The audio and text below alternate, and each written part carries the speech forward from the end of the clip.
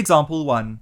Using rules of differentiation, determine f-x if f of x equals x plus 3 the whole square. Solution. Consider the function.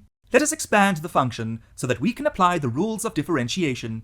F of x equals x squared plus 6x plus 9.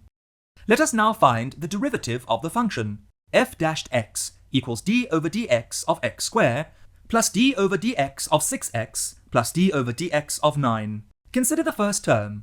D over dx of x squared equals 2x. Similarly for the second term, d over dx of 6x equals 6. And lastly, the third term is d over dx of 9 equals 0, substituting the values. Therefore f-x equals 2x plus 6. Need more help? Subscribe to our channel. Can't wait that long? Ask Masky to help you and let the math finally start mathing.